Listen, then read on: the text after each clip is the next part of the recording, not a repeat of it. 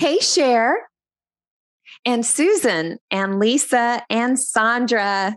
Today's the day that we are so looking forward to because we've been talking about story work and story group and what it has meant for us in our journey as women who are doing the work of healing from childhood trauma.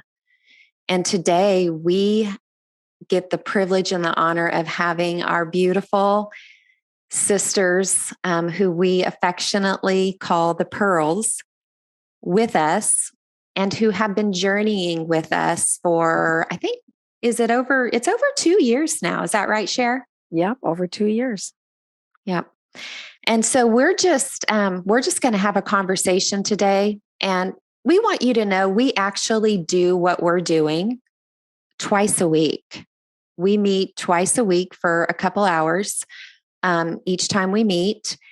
And we just process our journeys. We check in, we give each other care, we receive care. And it has been life-changing for each one of us.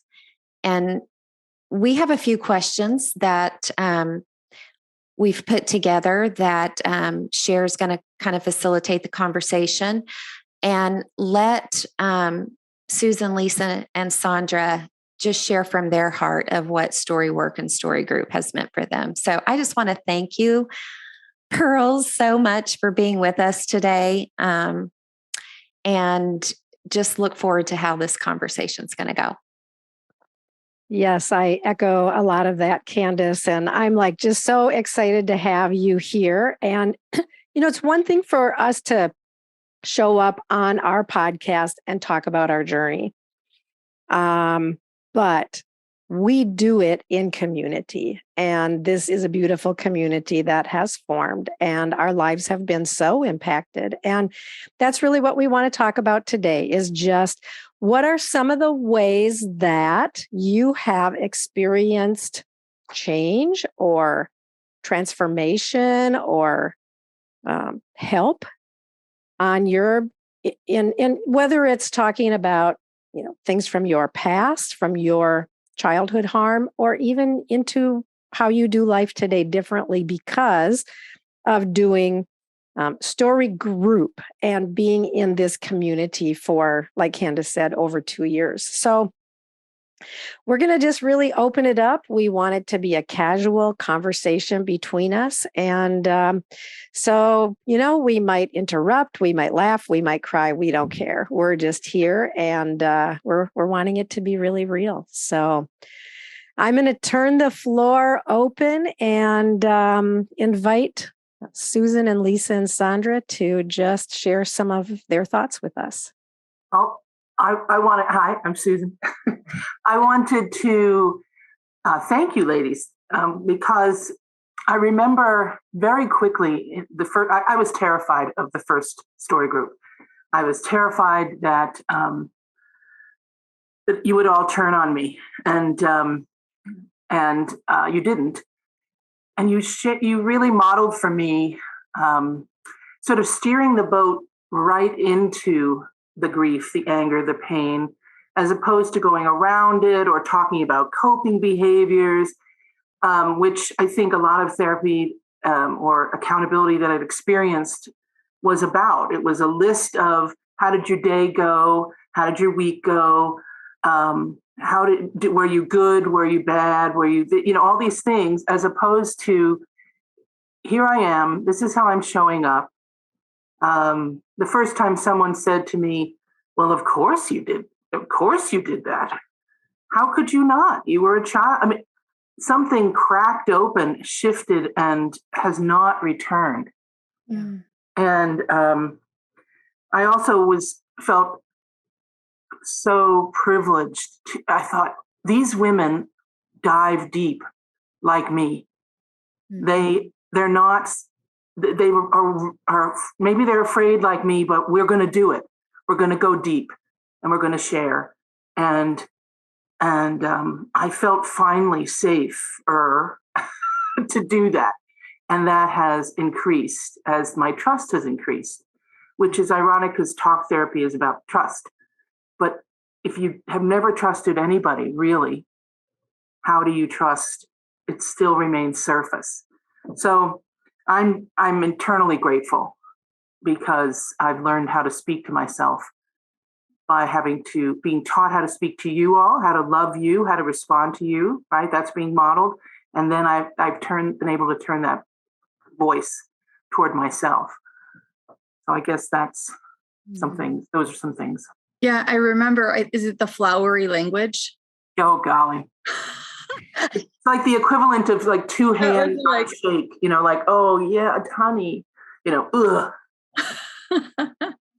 But I've noticed, so just to clarify on that, when Susan first came in, she was blown away by our kind of flowery language. And, but I've noticed, Susan, that you seem to have become quite comfortable with that.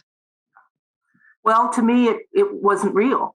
But, I don't need you to tell, I want reality. I want honesty, truth, something that's genuine. And I'm afraid of that too, but that's where I live. And I felt like, okay, these gals are they real? Like they're loving each other. What? So, but it was real. I could tell, very quickly. Yeah, I just think of, when I think of flower, I think of tender. I think of soft. I think of beauty. And so that language takes getting used to. And yet there was a testing period there, right? For you to say, is this just more than words that they're saying? Are they going to stay with me the more I reveal to them? Most definitely. Yeah. And yet I was compelled. I was compelled to move forward with you all. It was because it was there was a level at which it was speaking to my brain and my soul that nothing else had. And so. Yeah, that's good. Thank you, Susan. Just speak to Susan's, that flowery language. At first it seemed to me, I go with like cut flowers, and they smell nice, maybe they look nice, but they don't last. And yet I think for our group, those flowers are deeply rooted. They come from a plant that is deeply rooted. It has leaves. It possibly has thorns. And it keeps growing and keeps producing. And that's the way I see our group more. And how has that reality impacted your journey, Sandra?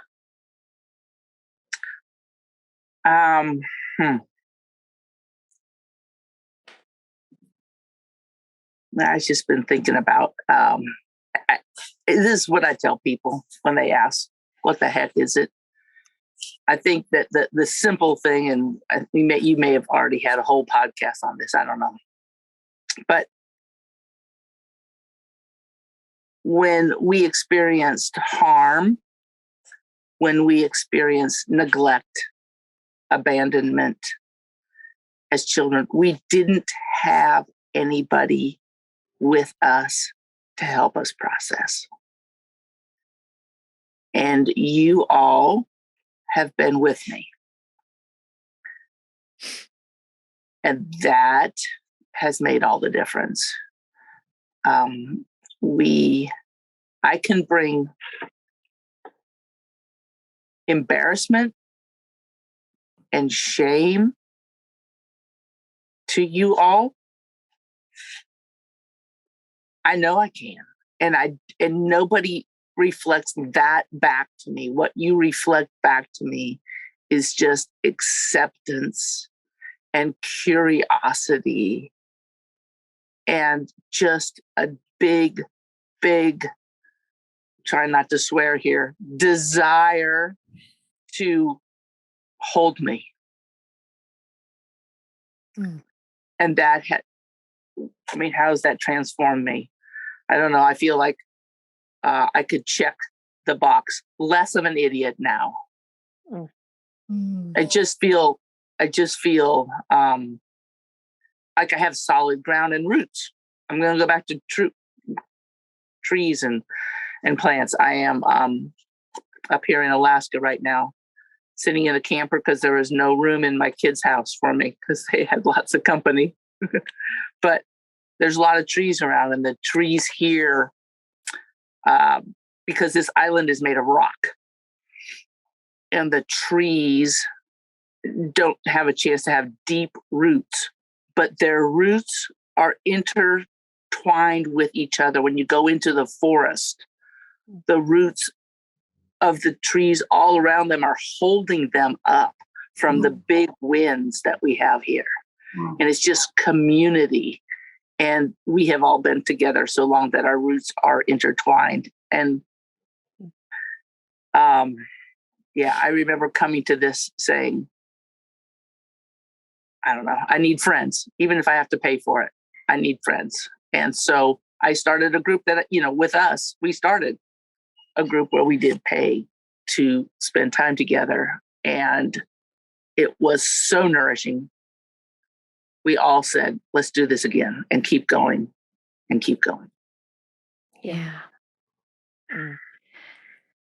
Yeah, I feel emotional about that. I just, my eyes are filling with some tears because just as you were talking, I was thinking about how often we show up in our group text and one of us is just so overwhelmed with something. Yeah. And I mean, there's 5 of us, so we may not all get to tend immediately to that need that's coming up, but usually there's one of us that's popping up right away. Yeah. Yeah. And it is the power of, I've said this before, but it's like diversifying, right? Like our little community, even though we may not all physically be in one place, we are all together. Yeah, we are rooted. Yeah.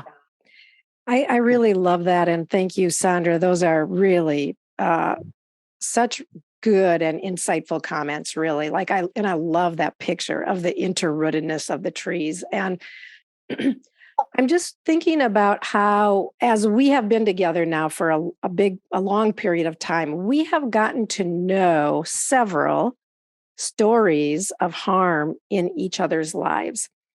We have brought stories that we've never told to anyone before.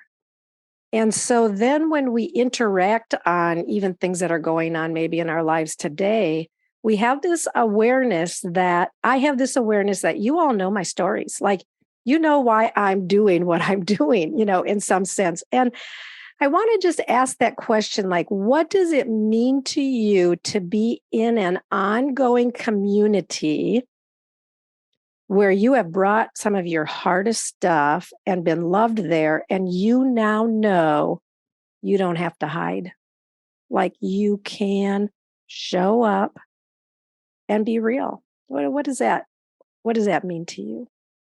So I would say that the nature of trauma, right, keeps us stuck.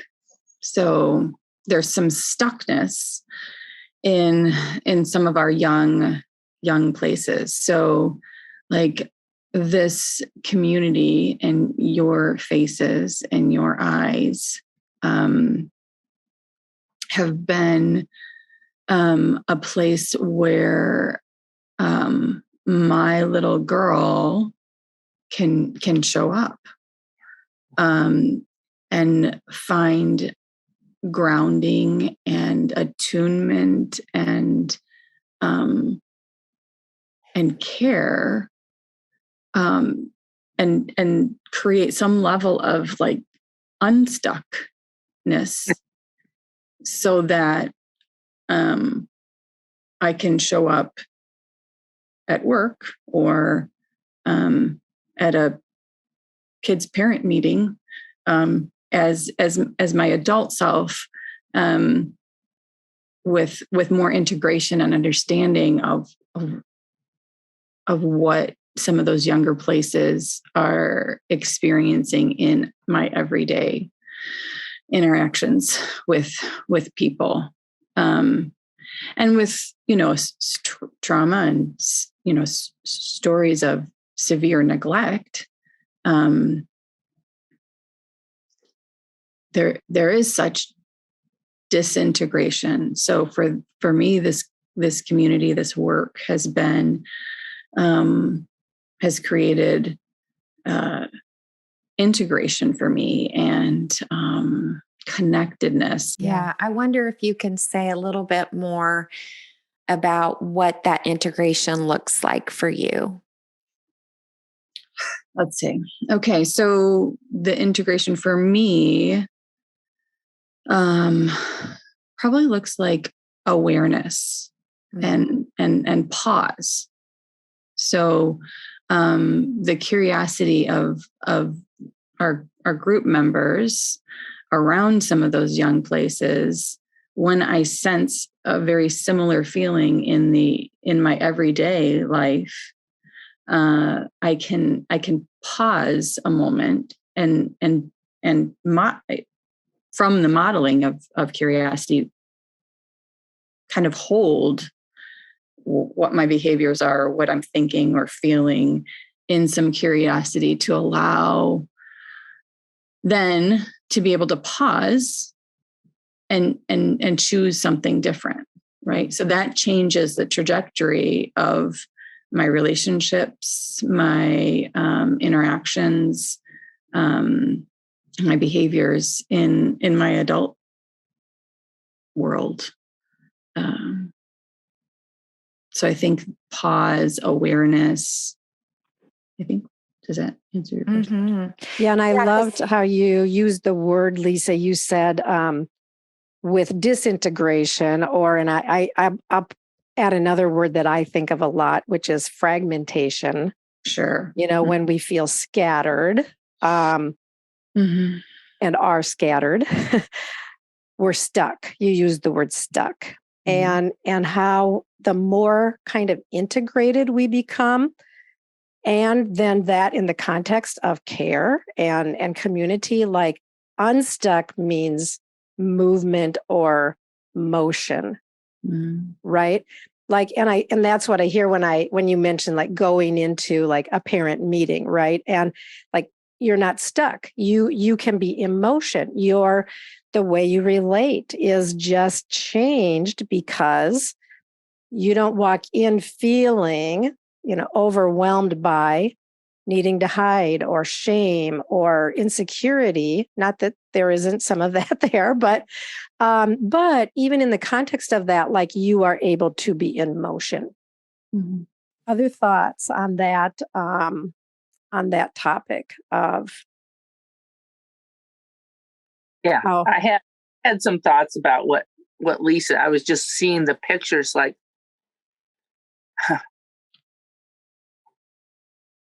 I've been studying this just as long as we've been together, and entering my journey for this last couple of years.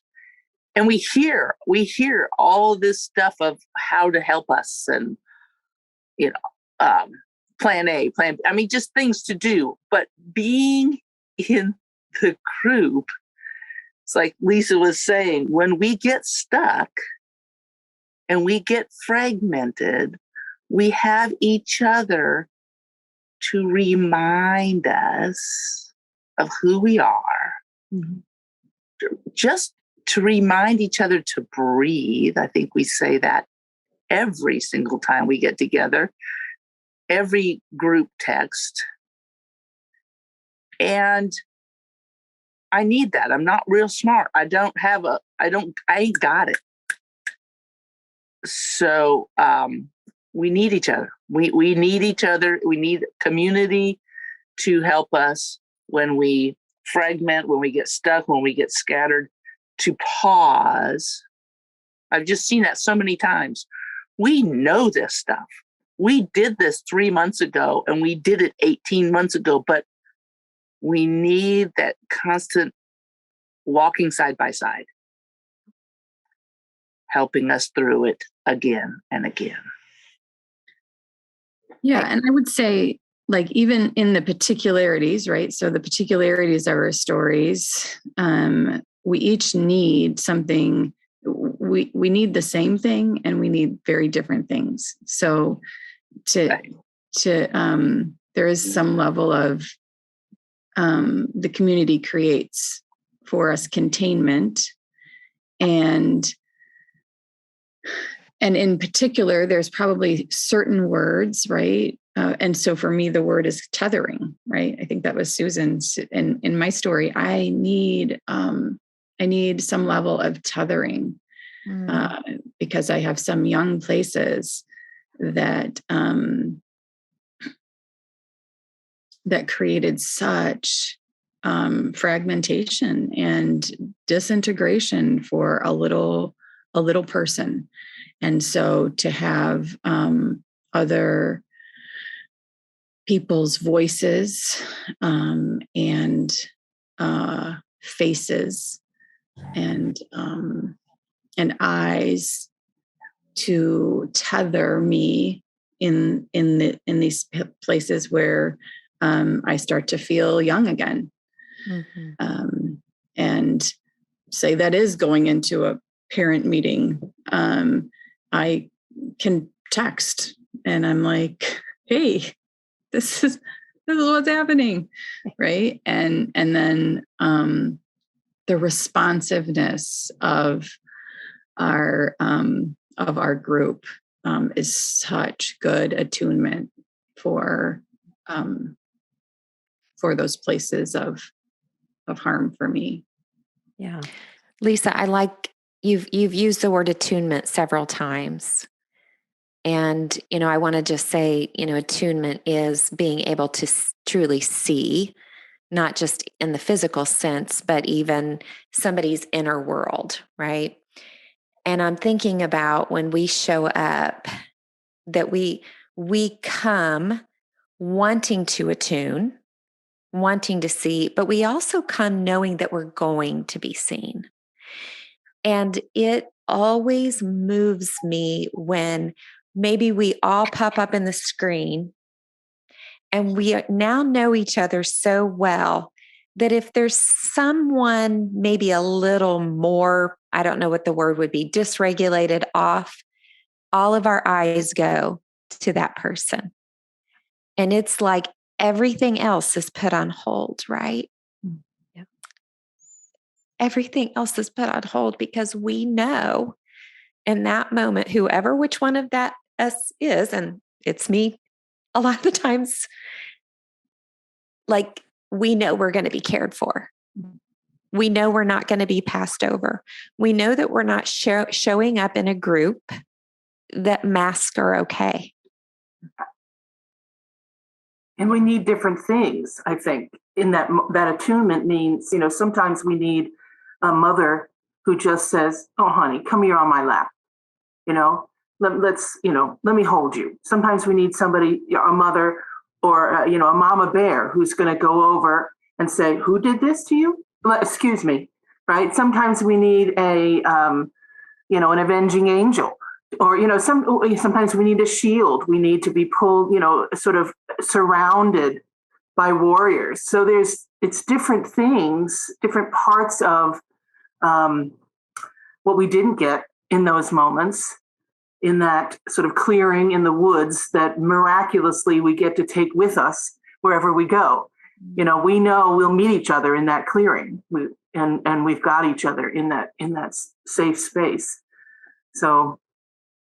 I love that, Susan, and just how you said sometimes we didn't get that. And attunement is like that's for emotional and developmental well-being. Every child needs attunement. We need those eyes that, see us and move toward us when we're dysregulated. And yet, in a lot of our experiences, we did not get that attunement as children. And so here we are, in our adulthood and really offering very, very tender care to each other a lot of the time. And isn't it amazing how even just 2 minutes or 5 minutes of that literally shifts our whole internal well-being, and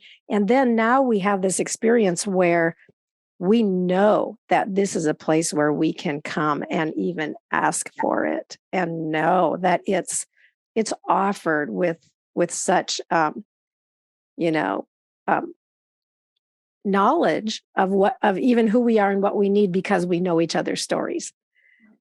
So yeah, I love that you named that attunement, Lisa. I think there's an element of not fixing as well, not trying to put an intellectual adult response on the person. It's age appropriate response. So if I'm sharing something that you all know at this point, it happened when I was 5, but whatever I've carried with me, that stuckness, that pain, your responses are to that 5-year-old in a sense, on some level, as opposed to me as an adult right away. We may get there through questions, right? Once, but it's always after that 5-year-old has been recognized age appropriately and acknowledged. Then through the questioning, we can move to my adult self in a sense. I think that's important. Yeah, yesterday my grandsons came over, and one of them walked in and was completely different than normal. He's excited and talkative and laughing, and he came in and he was silent. And I asked him a couple of questions, but he wasn't talkative. And I was like, yeah, I needed to recognize, okay, he's not going to put a lot of words to this. And I asked him if he wanted to sit with me, and he sat, and I rocked him, I bet, for an hour and a half before he started talking. And so that was attunement, right? Of just like not forcing or pushing anything, but just being with him in that. And the fact is, his tummy hurt, and it just took a while for him to be able to even put words around that. So, and that is how it is for us too, right? And there's mystery. There's always mystery in how to attune, because when we see someone who's dysregulated, we honestly don't know. And so I think a lot of times in our world, when people see dysregulation, they don't know what to do. So they turn, and they might placate, or say something nice. Ooh, I'm sorry you're struggling. I hope you feel better. Bye. And it's different, right? We've become pretty comfortable with being uncomfortable and not even knowing what to say or do, but just being. Yeah, that's good share. I think of, times that we all show up, and it's different every time, right? There's some differences every time, and it is getting oriented to where each one of us is at. And it took me a while to really get comfortable with, and it was okay where I was at. I've had times, and I have shared this on previous episodes, where I was in such deep shame that I had my hands over my face, because there was a part of me that didn't even want to be seen. But when I put my hands down and I saw all of your eyes, and you moved towards me, and your words, Lisa, that what has created integration for me. This idea that I am not too much, and my story is not too much, and that we all have stayed in this long enough that we're just not worried about how we're going to show up anymore. The good, the bad, the ugly, the beautiful. Yeah.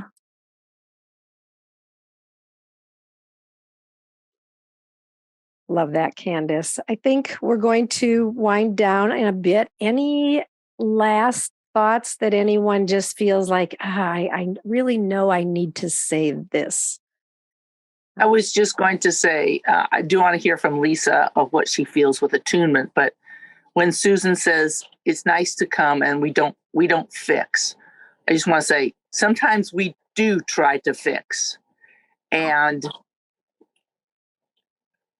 someone else will gently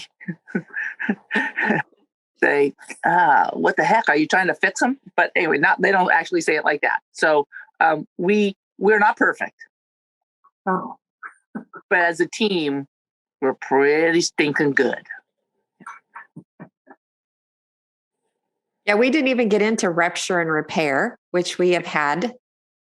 Yep. And really, it is in the context of the rupture and repair that we have experienced that our trust roots have gone deeper, as we have stayed committed to keep showing up, even if we've been hurt. yeah. So true. I think Sandra said we're not perfect. And I think that's one of the beautiful things is that this is a place where we can come and like, there's not pressure to be perfect. Like we come with our brokenness. And yeah. Lisa, I think you were just about to say something there. Yeah, I was just going to go back to attunement in the sense that I think of it, I mean, as, you know, I always think of an instrument, like tuning an instrument. You're adjusting it to align and create harmony. So there is this element of, within relationship to be able to, join and, create some level of harmony and align. And that can get confusing in some ways when we have had harm and have taken on other people's feelings for our own, right? So there's a level of,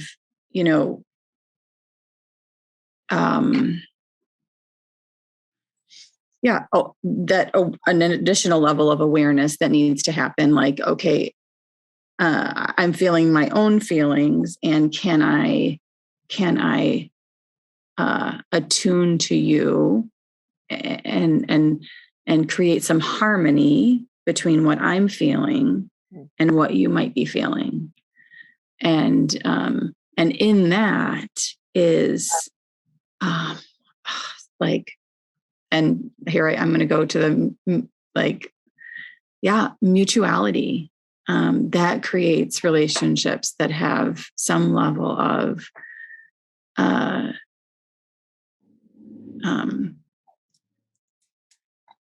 being with self and being with others. I don't know if that makes any sense. So good, Lisa. And I think it's a beautiful place for us to kind of bring a close, because what you're talking about here is healing. Like our brains literally change in the context of mutuality. I mean, we really cannot heal in isolation. But when we experience the things that we're talking about here today, like the biology of our brain literally changes and we step into healing. Mm-hmm. And that's what we do. Yeah, I'm just, as I've reflected on what each one of you have shared, I'm just like astounded by, like, the word that's coming to me is how much wisdom each of you hold. Like gold, like there's gold coming, and how we just, it's such in a context of humility, because we all know what we've had to do to gain any bit of wisdom we might have. Yeah. So as we close, I want to just say a word to our listeners about Story Group. And this has been an invaluable tool or resource or experience, and that is ongoing for us. And even if we had only gone for 1 8-week session or 9 weeks, whatever they were, like I know my life would have been changed, but our hearts were knit together, and we have been ongoing. And we just want to say Story Group is an amazing experience. And Candace and I will be starting a Story Group in September, in about a month from now. And if you're interested in more information, we invite you to our Facebook page at Processing Trauma Out Loud and come and see what, get a little more information. Reach out to us if you have questions, and join us if you love or are scared to death of what you're hearing here today, because there's probably some of both. But I want to just say thank you to my dear, dear, dear friends and sisters and pearls. And what an honor to be with you here today. Love you all. Yeah, love you all.